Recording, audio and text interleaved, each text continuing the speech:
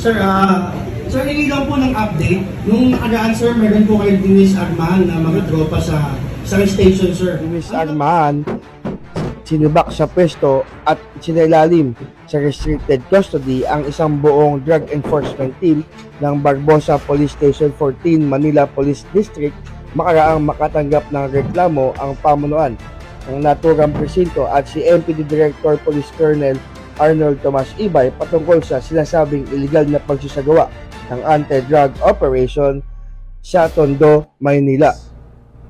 Nag-operate kuno Martes ng hapon, alas 5 sa Tondo, sakop ng MPD ng walang koordinasyon na taga-MPD-PS at sa barangay. Inasok nila ang isang bahay, naghahalughog ng mga gamit ng walang search warrant, dinitbit participation or malaman na may katotohanan yung complaint against sa kanila.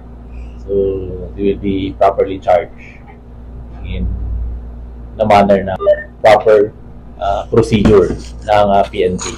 Subjected to pre-charge investigation up to the proper disposition ng kanilang charges. Ang instruction ko ay sundin natin yung tama na pag-conduct ng operation. Wag silang gagawa ng kalokohan dahil kapag na-find out natin, talagang hindi tayo magdadalawang isip na tanggalin sila o file tayo ng appropriate charges. Instruction ko sa kanila is to strictly adhere doon sa ating sinumpaang tungkulin. Yes, sir. So, kung ano man yung mga sinumpaang tungkulin na yon is napakahaba. But just the same as guidance ng ating mabuting director na si Police Colonel Tom Ibay na dapat suklian natin ng kabutihan yung kabaitan ng ipinakita sa atin dahil unang-una dati na siyang na-assign dito, alam niya na kung ano yung sistema, alam niya na kung may mga kalokohang ginagawa ang ating kapulisan. So in essence, ang guidance niya sa amin during command conference is we really strictly adhere doon sa ating pulisiya. Wag tayo mag-violate kung may pagkakamali ang ating kapulisan katulad ng nangyari ngayon, dapat natin i-address agad upang hindi na lumaganap ito at makapaekto sa buong imahe ng hindi lang sa Barbosa kundi sa buong MPD in general. Makakaasa po ang ating community na kung saan sa kanila tayo nakakahingi ng impormasyon upang makapag-accomplish, makapag-deliver ng magagandang anti-criminality campaign, particularly sa drugs, na hindi po natin ito-tolerate itong mga ganitong gawain ng ating kapulisan. Bagkus, tayo po ay magsusumikap upang mapanatili natin ang magandang imahe ng PNP. At doon naman sa mga kapulisan natin na nagtatangkang gumawa ng hindi maganda, sigurado kayo na may kalalagyan kayo dahil ang ating district director, mabait man ito, subalit stricto ito sa mga nagbabiolate, lalong-lalo na sa ganitong anti-illegal drugs operations. Sir, ano na po sir ang update sir sa kanila? At totoo po ba sir na hanggang ngayon wala pa rin pong mga membro ng Station Drug Enforcement Team ng station na yun, sir? Yes, so far, pero na po tayo, nag-vet na po tayo. They're undergoing vetting process para palitan po yung na-relieve muna natin ang personnel ng station na yon. Kasi hindi naman po pwedeng wala sila. Ngayon, meron naman pong ibang unit naman galing from the headquarters to cover that area habang wala pa pong nag-ooperate doon. And katulad na din po, ongoing po kasi hindi naman po doon kabilis yung proseso ng administrative process against them. But as I've told a while ago, kung sakaling sila po ay wala naman napatunayan na wala po kasalanan, ibabalik naman po natin sila. Not necessary din doon, sa ibang stations na lang at paglilipat na lang po tayo. Katulad po nung binanggit ko kanina, I espouse for yung gusto ko po yung discipline na makapulisan natin. And there are no room for scalawags here dito sa Manila Police District. So the moment na meron pong dumating sa akin na report, I immediately attend to it.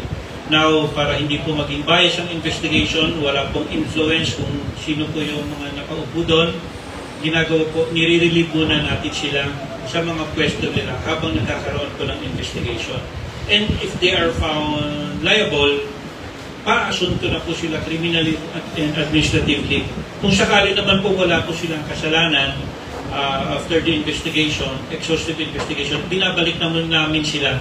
Pero hindi na po dun sa station na yun, nire-relocate na lang namin sila sa ibang station para mawala na po yung intriga sa kanila. Sir, ako. Ilib yun. Sir, napakaagap ng action nyo dun, sir. Ano po ba, sir, ang directive nyo? Patungkol yung may iba yung serbisyo para sa Manileño. Ano po ba yung specific instruction nyo, sir, regarding that? Sir, ganito po, ang nire-remind ko lang, sir, sa mga kapulisan natin is of the two core functions of the PNP. First is crime prevention, and the next is crime solution. So, we give premium to crime prevention. Kung sakaling hindi naman po namin na-prevent, through our enhanced management police operation, masolve naman po namin because on a weekly basis, ina-analyze po namin kung ano ang naging efforts ng bawat stations. Kung sakaling meron po siyang unsolved crime, kailangan anong efforts na ginagawa mo na. Kung meron po nangyaring krimen at na-solve, you have to tell everyone kung paano mo siya na-solve. Kasi kung sakaling meron pong nangyaring krimen of the same kind din sa area niya, alam niya po na ito pala yung ginawa ng ibang station.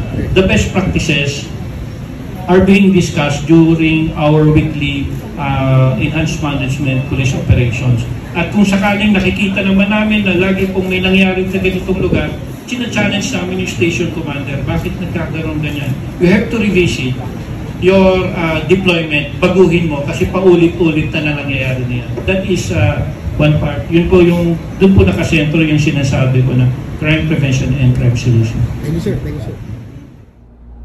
Makakaasa po ang ating community na kung saan sa kanila tayo nakakahingi ng impormasyon upang makapag-accomplish, makapag-deliver ng magagandang anti-criminality campaign, particularly sa drugs, na hindi po natin ito tolerate itong mga ganitong gawain ng ating kapulisan. Bagkus, tayo po ay magsusumikap upang mapanatili natin ang magandang imahe ng PNP. At doon naman sa mga kapulisan natin na nagtatangkang gumawa ng hindi maganda, sigurado kayo na may kalalagyan kayo dahil ang ating district director, mabait man ito, subalit stricto ito sa mga nagbabiolate, lalong-lalo na sa ganitong anti-illegal drugs operation. I am Police Lieutenant Colonel Brillante Frihiliana Villawa, the Station Commander of Barbosa Police Station, Station 14. Thank you very much for that, sir.